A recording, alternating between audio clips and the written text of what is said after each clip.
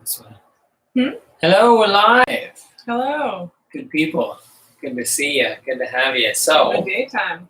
we're switching to a daytime vibe because really it was a bit of a grind. It was a bit of a grind going straight from children's bedtimes to the live show. But it was worth trying. It was good. But It's not bad. But we're going to try a daytime anyway. So, today, ancestral karma and gender wars. Very, very relevant topic with Mr. being taken down into the whole gender neutral abyss. I still don't understand what that means. Well, the idea is that Mr. Potato Head was offensive and a sign of the patriarchy. Why, you weren't offended as a woman by Mr. Potato Head? He was a potato. It wasn't Not a gnawing man. away inside, just taking the patriarchy and shoving it in your face? Like, what did they take away from Mr. Potato Head? That Mr. Potato Head is now going to be a sort of gender neutral offering, I guess. That the idea that there was Mr. Potato Head and Mrs. Potato Head and that this was offensive. It's the attack on the family unit, right? The idea that just a regular male-female coupling should ever be uplifted or represented in any way is offensive. It's seen as patriarchal, right? Because the family unit under Marxism and all this is one of the vehicles of the patriarchy, right? It's very interesting. So the gender wars are very strong, playing out right now with Mr. Potato Head as a great example. But that's the idea. That's the idea. And a lot of it does trace back to just erasing the validity of the family unit. This is a really, really important sort of hidden intention in all of this. Because if you can delegitimize the, I guess, the sort of symbolic strength of just a male and a female being in a relationship in a basic way, as they have throughout history, you know, statistically, that's the majority of couplings. That's the majority of families. It's a mother and a father and children. So if you can make that seem like it's oppressive, then the population responds in kind and fights against it. And they destroy that ideal based on the false notion that it itself is destructive. But do you feel that way? Do you feel like because I know you're very aware of patriarchy. It's something you're very critical of. So in your journey to understand the patriarchy, have you ever felt like the family unit was a vehicle for the patriarchy? I hadn't looked at it that way. No. Probably you brought that more to my awareness. The Marxists brought it to me and I brought it to you. Yeah. I didn't really see it that way. I was more looking at it on an individual level. So it's like, sure, if someone wants to be, you know, free of the stereotypes, I respect that and promote that too, because there is a lot of harm done. And patriarchy doesn't mean it's a man. It's sort of a more overarching system that doesn't, to me, I guess gender gets tied up in it, but it's not really a gender-based But issue. doesn't patriarchy imply male gender as It implies part of the problem? So how do you, well, so then it is gender-based. It's because matriarchy is the response to patriarchy, right? So how is it not gender-based? Yeah, I don't know. I guess I saw there's multiple things occurring, and I guess you can tweak it to your own benefit if you want, but that's not how I saw it. I didn't see patriarchy as like a man perpetrating something. This is interesting. This is interesting, right? It's a bit highly debated topic. If anyone who is listening, if we're too quiet, no, we're using different methods today, and please don't leave us hanging if we're very, very quiet. Yeah, because we saw this clip, the Jordan Peterson clip the other day that was talking about how the majority of suicides are men, the majority of homeless people are men, that there's all these statistics showing that like our social structure is crippling for men in certain ways. It's crippling for women in certain ways. Yeah. And so his point was that you're highlighting a cross-section of data and saying it is this way, when in fact the oppression is dynamic and multifaceted across our society. Yeah, and I think it's helpful to zone in on certain groups so that we may uplift those that are the most oppressed. You know, so if we're talking about people in the LGBTQ community, the trans community, all that stuff, yes, because there is stats to show that some of these groups have higher risk. What does uplift mean? What does uplift mean? Does it mean Support. their lifestyle gets pushed as everyone's lifestyle? No, it means that hopefully we can support them as individual human beings so that they're less at risk for being threatened. You know, like we know, women know too, you know, we feel more threatened than a man walking down the street, like on a very simple level. And so what can we do to make people feel more safe in our community? Like as a this is what the Marxist push is saying it's doing. They're saying we're modifying culture to make it safer for these minorities. That's the claim. That's why 6 Dr. Seuss books are being thrown out. That's why, you know, all these different things are being canceled. That's why, you know, Disney is canceling the actress from the Star Wars series. Like all of this has to do with controlling the narrative so that it's not to free people to understand gender more, to become more enlightened. It's to control the dialogue and the thought around it, to say that you're not able to handle gender identity. We'll handle it for you, and you will consume whatever we tell you to consume. That seems to be the issue. So where in that are we even able to talk about gender, about the idea of gender formation within a social construct? Like there's some ideas there that are important, sure, you know. But this is part of, I think, you know, what's hard about the public not understanding the nature of warfare. This is why I find it so interesting, because you can have something that seems progressive but has a hidden intention in it. So people logically aren't going to say, oh, the sort of male-female assumptions in the sort of family unit are, you know, they're kind of based on social norms that might not have truth. And then the end point is the family unit should be disintegrated, and it should just be loose communities raising children, and no one should be a real mother or father. It can just be anyone, anytime. I don't know. I find that to be really, really sneaky stuff, because we know that Marxism states that the family unit should be destroyed. We know that communism states that the family unit should be destroyed. We know that people like the leader of Black Lives Matter have said overtly, I'm a Marxist and I believe the family unit should be destroyed. Yeah. So, I mean, you know, how do we differentiate that from well-intentioned adjustments to culture and society that do help these vulnerable groups? Because the LGBTQ community, like, you know, there is a struggle there. There is a struggle there. That's true. There is people being abused. There is judgment. There is bias hidden within, you know, some of that does exist. But what modifications can we make that are not this woke, cancel culture, like social engineering approach? What have you seen as a social worker work to help uplift these people? You've been in the field. You've worked with these actual minorities as a human being. Well, I mean, the sensitivity training was beneficial. Like, I will say, like, having people from the community who have all these orientations come and teach me gave me great insight into. Okay, so it wasn't like Marxist sensitivity training, like, or was it?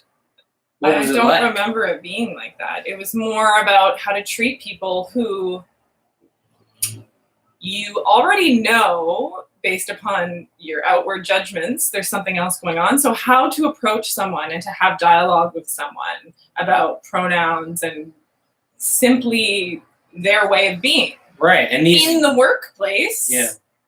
So it's like just a greater level of acceptance of something that was sort of pushed out of society and kept quiet, and sort of these people don't want to be on the outskirts of society anymore. They want to be a part of, and they're valuable members of society. Okay, but some of that can't be avoided. they're living a life path that is so statistically outside of our cultural norms. But we have to They will live never- outside of statistics. Yes, but they will never but they will never live as if they are the norm. It will never happen. It's not possible. It's not possible. And that's not what I took from any of the trainings. That Yeah. It was not that they were saying that they're the norm. It was that it's because it hasn't been the norm. It's because of that people haven't even investigated and looked at them as more collaborative partners and beings in the community. Which when you look at someone who, that's not in a way that where you're like, they're not a part of my community, they're less than me, this, it puts that person energetically as well as in reality at greater risk for harm. I would say the same thing happens to women. When women get threatened, it's like there's some dynamic that's occurring there that allows this person to become, within the community. Is that the same dynamic that allows more men to become homeless? Yeah.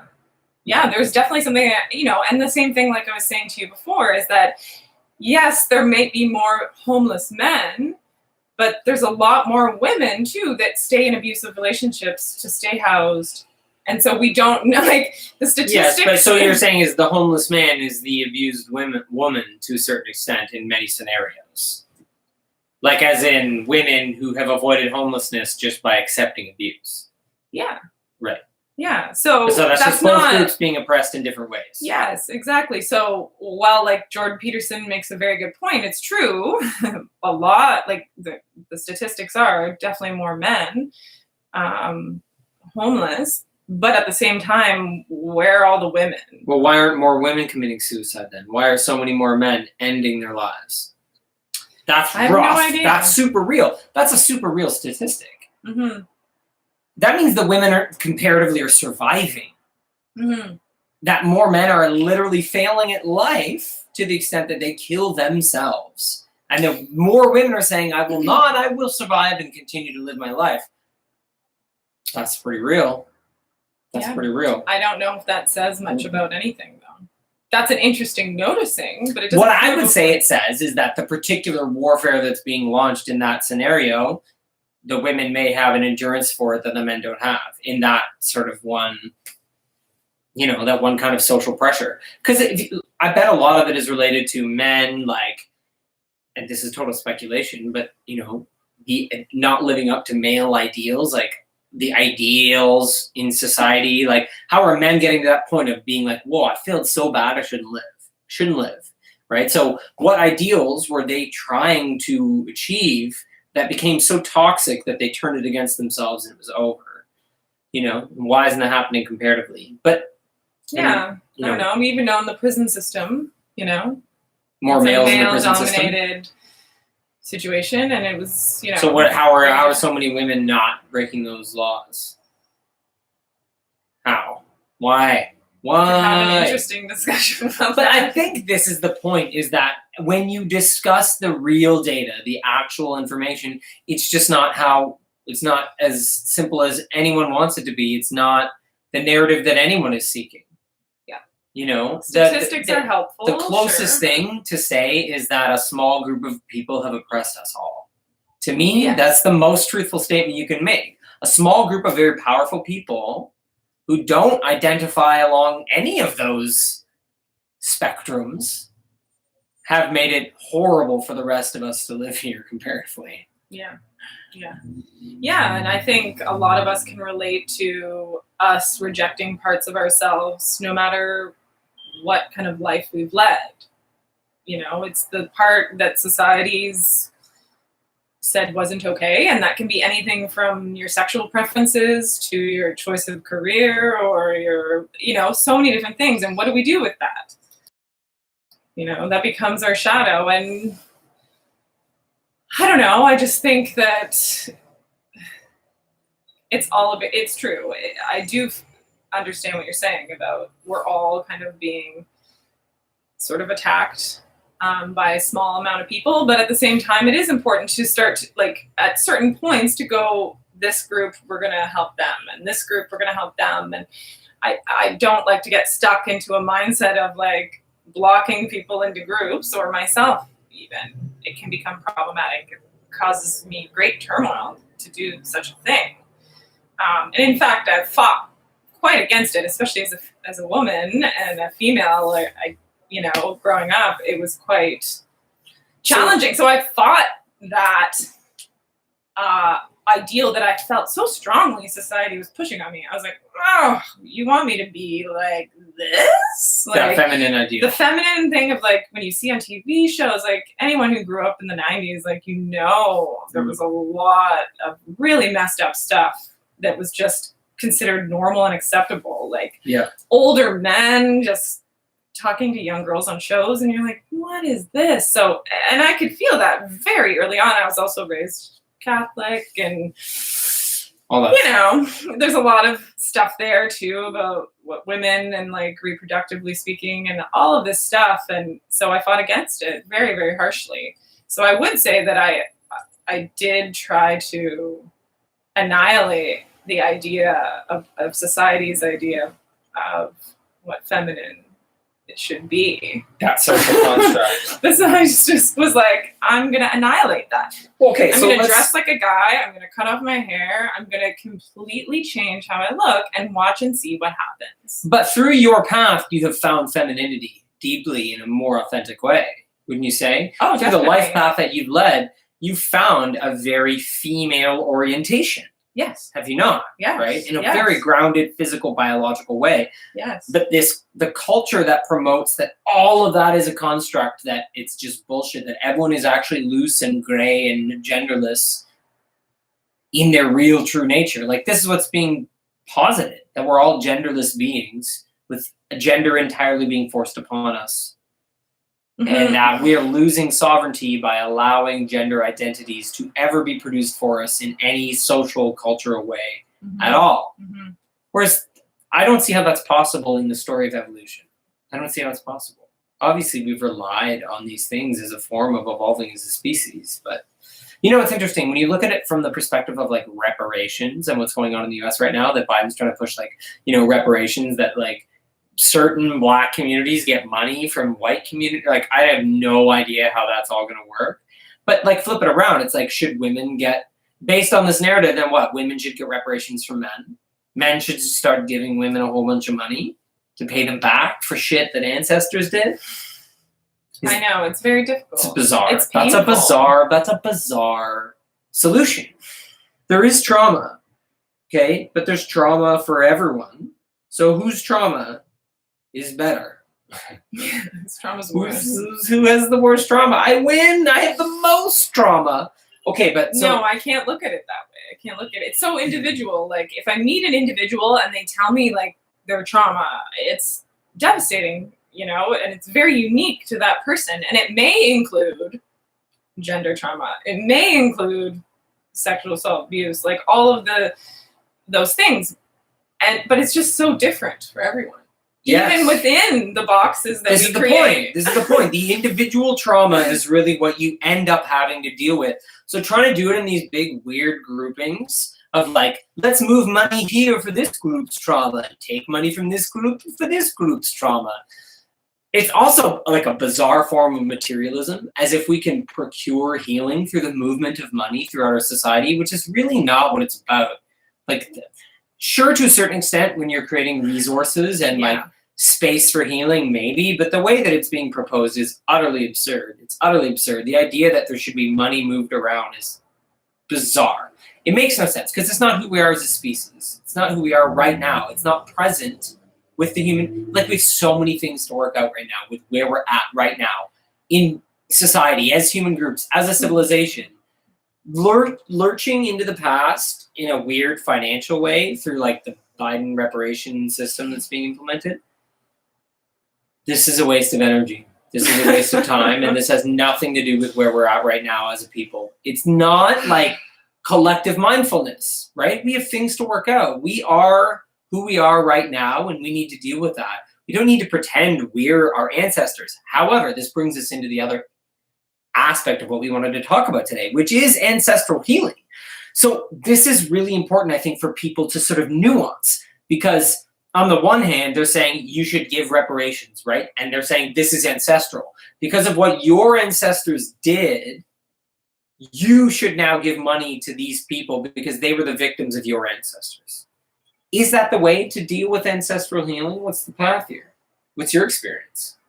I don't know. I don't know. Should you be paid back? Should I give you a bunch of money because of my man? Should you pay black women because you're a white woman?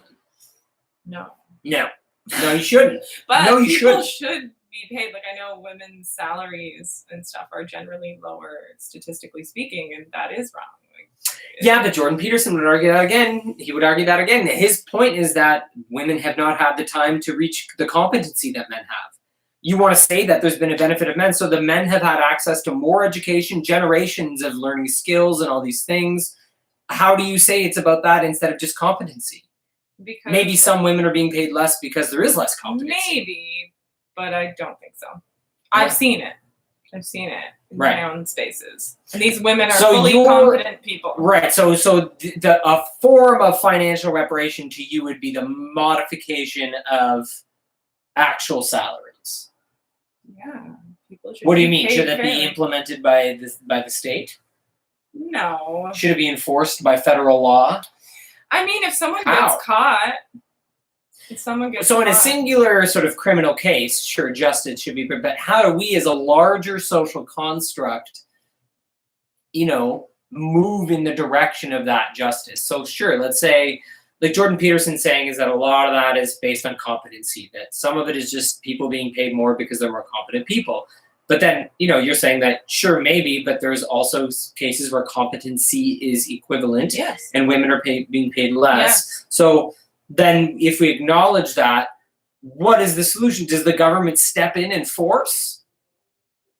If it is proven that a business is... No, I don't mean as a singular criminal case. How do we, as a larger social construct, create big-scale changes that support, that nurture us in that direction?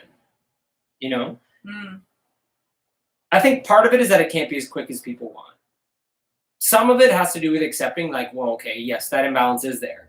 But civilizations change slowly. Sure, but You're I also not going to have a quick fix. Cancel culture makes it seem like you can't. What I also see is a lot of women becoming entrepreneurs because they're like, fuck it. Yeah. I don't get respect at my fucking workplace, so I'm going to be my own boss, and I will make my own pay, and I will make my own salary, and I do see a huge movement of women. That's great. That's a great way. So grassroots, not top down. But it's not always possible because there are many people that have to work in institutions. And so what do? How do we hold them accountable? Yeah, well, the government overreach is really the big issue there. What do you do to get, meaningful change that's being procured by leaders without it saying the government, is going to now take freedoms away from some of these people to make sure they do the right thing? Whereas, really, don't we want to live in a society where the right thing is something we all value? Sure. Right? So doesn't that come back to cultural creation? So why are we then a culture that produces a value system that is so vile and disgusting, but then you're mad that there's corruption in corporations? So if you're pissed that men are paying women less in certain situations, then you should also be pissed about every show on Netflix that, produces those ideals, that gives those value systems, right? Correct. Because that's where it's starting. So it's like this TV show that aired for 7 seasons, now 10 years later has established this norm for us. And we don't realize that part of it was that TV show and those commercials that occurred last generation that have now solidified what this generation is doing. And people do not understand that we change over generations in this way that is so not satisfying to our little clickbaity minds. Like, you cannot cancel something and be like, boom, justice, done, canceled. It's here. Justice is here.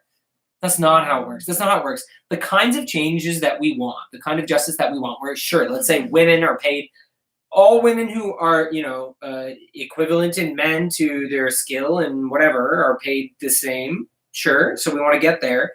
But Do we get there in quick ways where the government reduces certain people's freedoms? No.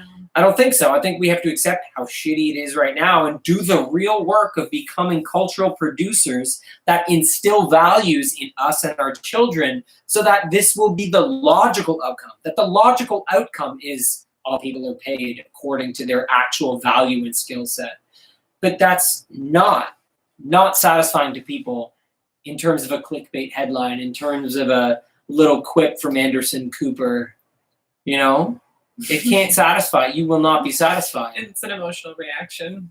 It's very emotional. And it is emotional. And it's an emotional topic it in any way. And like, you know, that trauma, that ancestral trauma, you know, I can speak as a woman, is in my body. Like, you know, from my mom and my grandma. And no, because your body isn't really a woman's body. We're all the same.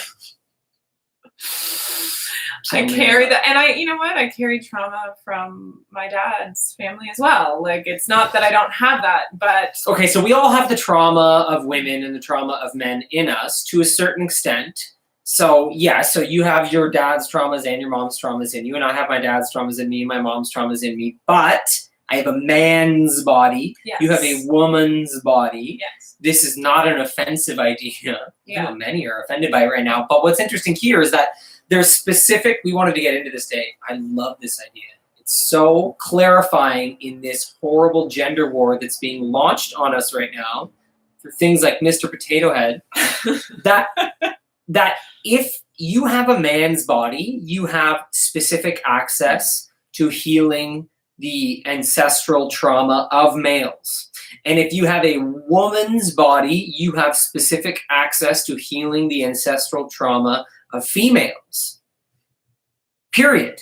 That's it. So it's a cellular, it's organs. It's organ based, and it's based on a lineage of organs. So you talked about this in terms of the eggs. Please tell the good people about carrying the eggs from your ancestors. Like my eggs yes. were in me when I was in my You know, explain it to them. They don't know. They don't know. Explain it to them. When you're in the womb, if you're a female or if you have ovaries, your ovaries are there while your mother is carrying you. And so, you know, just as far as, you know, the ancestral transfer and anything that's going on there, like you're building that. So there are multiple generations. Like in a fractal way, already in that moment. You with your eggs as a little, you know. That's right. The eggs grow eggs. The eggs like immediately grow eggs. Yeah. Basically. Yeah. Which is cool. It's amazing. So yeah. but it's incredible because it means that to a certain extent the genetic story has begun for the next generation already. So as you were growing in your mom's fetus, the eggs for Asher and Idris, like to a certain extent, they had already begun to be formed, right? Like the genetic components of that. Mm-hmm. So, you know, as they're forcing transgender males into women's sports and destroying female athletic competition, which is what we fought for. Which women fought for, which is so fucking stupid. So, but the point there is like, well, no, you can't just say it's biology. No, these are gender constructs. And if she changes her biology, then she's a woman and she should have the rights of a woman. But when you look at it from this biological perspective in terms of if you incarnated into a woman's body, if you incarnated into a man's body, you have the responsibility to continue the journey of the male biology of that genetic line, to help that genetic line heal the male issues in that male body that you got. So the male body that I got has the male issues that my line has been struggling with generation after generation. And the female body you got has the female issues that have been dealt with generation after generation. And we have a deep responsibility to respect it, to honor it. Mm-hmm. But we cannot if we submit to the notion that our biology is frivolous and that it's just one surgery away. Well, I think like it at least shouldn't be something that is decided in absolute until you're a fully grown adult. I deeply understand yes, but that's not the struggle. same, though. that's not the same. If you are an adult who says, okay, I grew up as a man and I now would like to be a woman and I'm going to get that change, that doesn't mean that you're dealing with the female genetic story that was in your family line. No, you still have the male genetic story in your body. Even if, this is what I'm saying. Herein lies an interesting contradiction. We're being told that it's all a social construct. So someone goes and gets that gender change. But the truth of that is also that they have the male genetic line to confront. They have male karma in them, physically, cellularly. And same with a woman who gets a change to a man. She still has the line of female biology. She has the momentum of evolution along the female genetic structures in her physically, and it will never go away, no matter how many surgeries. This is why I find this so interesting. Mm-hmm. How do you reconcile both those things? I don't know. You might have to ask some people with experience. Mm-hmm. Yeah. Well, it's a rare thing. I think it's it's rare, right? It's a very, like, we're not looking at a huge, large portion of the population. But I think this is interesting. So then, how do we move forward in terms of cultural production and responding to the gender wars in a way that is healthy and that actually guides people, that's inclusive, that's supportive? How can people work to heal their genetic line and honor the body that they're in, but not submit to social norms that are oppressive? I also think too, like when it comes to kids, and I can say like I've changed my views on this a lot since having kids, because I definitely didn't want the kids to be forced down a societally constructed gender pathway. For example, like boys' toys, girls' toys, colors, boys don't cry, all of the sort of things that we know from my own experience, and because I absolutely hate it. Like, I hate that society gets to decide what is a man and what's a woman. Like, no wonder people are fucking upset. Like, this is horrible. It's a horrible, horrible situation. Like, it makes kids feel awful at a very young age. And I mean, I'm not even I did associate with the body that I got, but I didn't like how society looked at it. Right. So, I can understand why people want to reject what society is offering, because it is quite bad. Yeah. All the role models, I mean, you as a man, I don't know what your personal role models were, but mine were really horrible. My options. No, it wasn't good for me. It wasn't good for me. So, what's pushed on men growing up is things like the chive. Okay, I don't know which guys have seen that. I remember. Yeah, I know the chive. The chive was like big into promoting porn, for example. There was a lot of memes about how amazing porn was. And now people are finding out that the porn industry is basically a cover for a massive human trafficking operation. If you want a really good insight into that, go check out Dauntless Dialogues series on the porn industry. It's extremely, extremely good information, solid evidence and proof of the ways in which the porn industry is used to traffic people. Children, especially, unfortunately. But, I think, I don't know, I lost my train of thought. I got really caught up in that one particular aspect. I don't know. I did want to raise the kids with them leading their own version of what they thought is best for them. So that means, like, what does it mean to be a boy for you? Well, we've seen Asher has very much taken to some of the just more common understandings of masculinity. Except for his long hair. Well, that was tricky for him too, though. Yeah. Yeah. Right? Even that. Yeah. Not simple for him. Yeah. I mean, we really had to support Asher with children asking him why he has like a slight pink on his shoes and why does he have long hair and things like that. And people just calling him a girl. Yeah. And when he was a year to 2 years old. But that's not because we were presenting him as this weird genderless freak show. Like, no. He literally just like, there are shoes that we let him pick and they were pink, or that we just like let him grow his hair and leave it.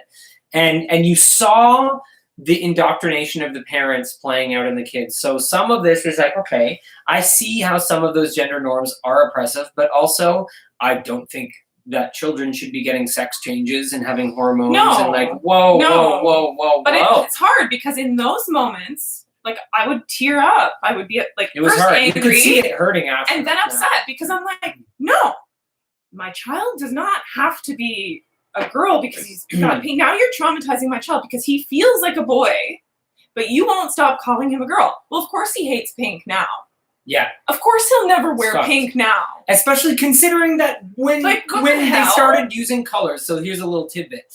When sort of consumer culture was gearing up to sell things like babies' clothes and things like that, the initial agreement was that pink is for boys and blue is for girls. And that was the industry standard. And all the products were being marketed so that, wow, look at that beautiful little girl in blue and that beautiful little boy in pink.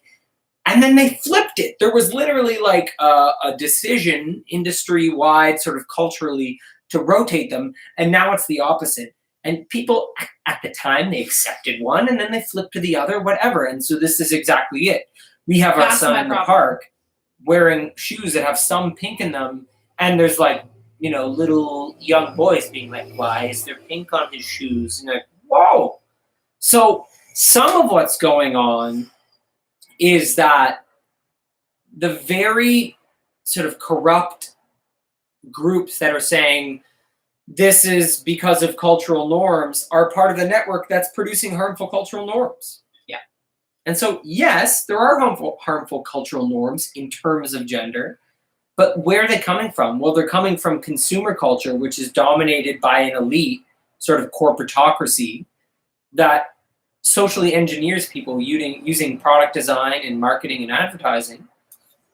And so, yes, there is a weird sort of hand-me-down system of like, here's your gender identity, here's your gender identity, here's your gender identity. Like, yes, that's true. But also, even take that away, throughout history, male and female partnerships, you know, men and women making human beings, that's the norm. That's just all of our evolution is that. The whole species has been men and women having sex as men and women and producing men and women and producing men and women. So like that is the majority of our story. And yes, we should honor the minority stories and the exceptions, sure. But men and women and that pairing is very important. It's very important. It's very important to a child's like psyche. And then if you have like a same-sex couple and whatever, like that's all fine, but that should still come from the wisdom of our species. It should still look at what has worked and what we should keep. And my problem is the burn it all down. Burn it all down, start something totally new. And you fill that void that we're being given with the things that our handlers are now giving us. Like, this is dangerous. This is very dangerous. Yeah, I've come to feel like burning everything down doesn't really work in any way. Well, because there are people there are people lighting the fires who are ready to fill the void with their agenda. It's not like that void is going to be taken up by the people. Yeah. You know, because they're all like in a triggered state. The reason they burned it all down was because they were triggered. It's not because they found their sovereignty, they found free thought, and then they applied their free thinking to this is the best thing. No, they got triggered, and then someone exploited their emotional state and controlled their behavior accordingly. And that's very different than people stepping into sovereignty and doing something about the system, changing the system. Yes. You know? Exactly. I don't, you know, there are maybe moments of anarchy that are good for us, but they are generally, if you look at moments of anarchy, the burn it all down moments of anarchy in history, a lot of them have to do with, you know, it's just puppeteering, social engineering. Someone was behind that moment of burn it all down. You know, so often in history, so often.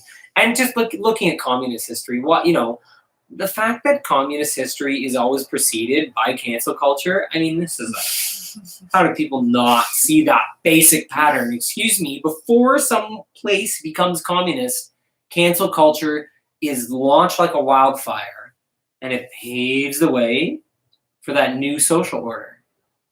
It's normal, that's a normal, basic understanding of history.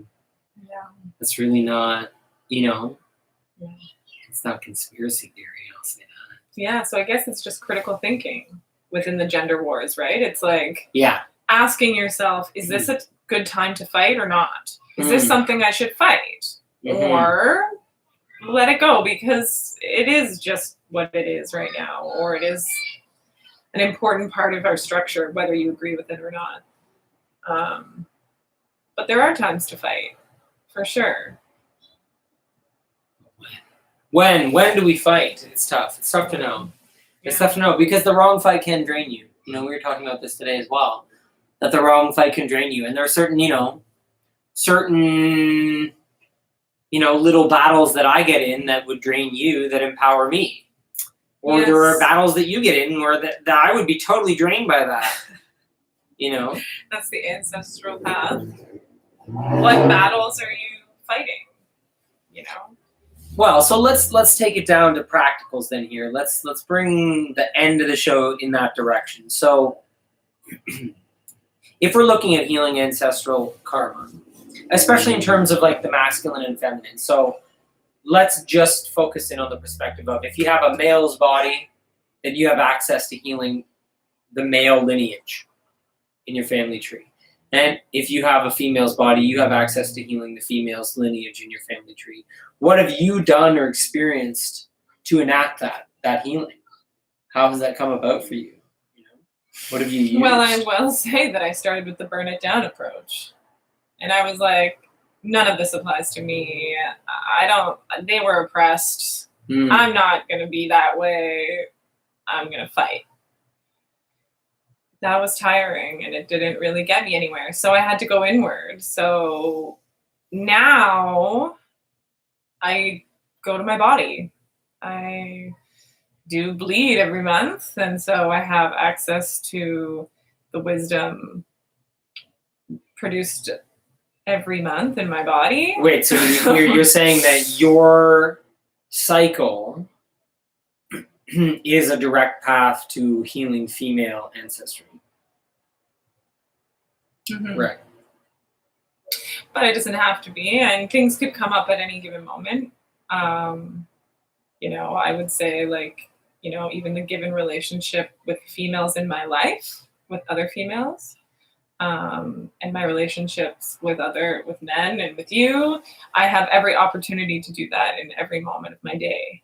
Right. Yes, it's always there. It's always there because sometimes when I get triggered and something comes up that I know it's not mine. And I go, okay. Sometimes I know where it comes from and sometimes I don't. But there are times when I'm aware that this is not mine. This was passed down.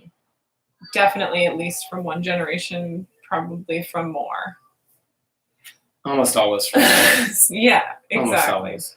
Well, I'll say from a masculine perspective, it's really like a lot of it is less biological. Like a lot of it is more psychological, where it's like the male psyche, the male identity. I can't say that I've been processing the healing of my family's, my family line of masculinity. I can't say it's been a very biological thing for me. It's so much more cerebral, psychological, based on identity formation and the way I engage my peers and my community and the way I, build my identity in public. It's so much more rooted in that. And so the work, I'll say, has been very different, where, I don't have a biological cycle to rely on that connects me in that way. I'm sure I could track one down through my astrology, maybe, but I don't think it would be the same. I think maybe, this is pure speculation on my part, but, I do wonder if the journey towards healing, like, masculinity is just a more psychological, intellectual one. I don't know. There's a cycle in there somewhere. A biological cycle? I think so. What? Like? I don't know. There are cycles that you go through that we all have cycles. Well, of course we do, So but not bleeding once a month is very drastic difference. Let's not get into that slippery slope over all the same. We're not. It's very different. No, right? I'm talking normally. So Uh-huh. men's hormones also go through certain cycles. Sure. It's not the same as women. But if you observe yourself and Yeah, but yours is tied to fertility, right? It's very, very intense. Male fertility, yes. I don't know, just kind of it's just like a drone note thing. It's not, you know. No, but I do think there are cycles with men's hormones as well. It's not to be overlooked. Like, although we may feel like ours are more in the forefront as women, men have hormonal cycles too. Yes, but I think the fact that they're more subtle does really say something. There's something there. It's not as overt. Sure. It's not as overt. Because you don't only have your cycle, you have the premenstrual, and you have it has like that's all a part these. Of the cycle, but yeah. That's what I mean. It's like you have it's a very dynamic and clear biological event. Whereas there is nothing comparable for that's what I'm saying. For men to experience that kind of cyclical dynamic, they're gonna have to dig for it in their surroundings and their bodies. For women, it's like right there. It's right there. Like, sure, but women aren't taught to listen to it, so it usually becomes a nuisance, and it can that's the social pain. Construct. Yeah, that's what I mean. So society kind of has historically not accepted it, and you still have to do everything you do, and people call you cranky, and you're like, I don't understand why I have pain, and you're not really living within the cycle if you're becoming debilitated every month for like a week or 2 weeks a month. And I can relate to that as well, where it's like, sure, certain times it's more painful. Maybe you have some emotional stagnation. Maybe your diet isn't great or other things, hormonally, whatever. There's a whole slew of things it could be. But as a younger woman, there was a lot around that. There was a lot around just like plugging it up, hiding it, not wanting to seem like you're a kooky person, hysteria, like we know where hysteria came from, like hysterical women with, aligning with the moon, hysteria. So there's a lot of trauma there too, just from like simply having to suppress a natural cycle. Yeah. To function within the patriarchal society. So, some of this stuff, there is a patriarchal wound, and I understand women who want to like fight it.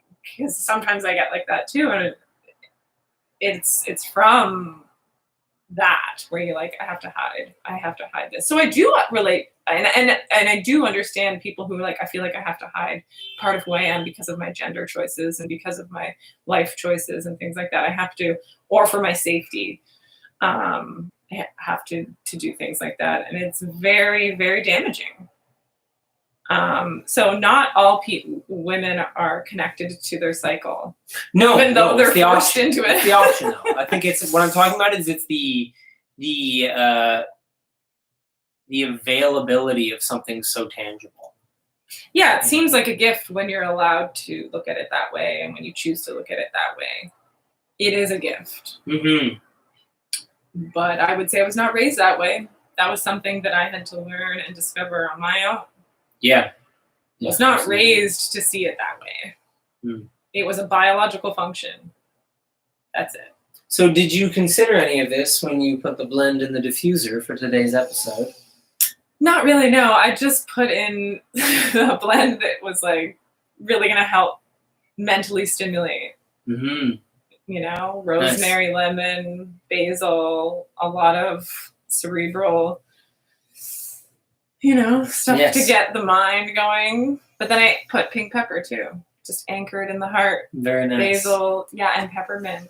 That's a really refreshing blend. Speaking of which, I have linked in the description our store, our Good Resonance store on Etsy. Check it out. You can get one of our first blends, and our Ormus are up on there.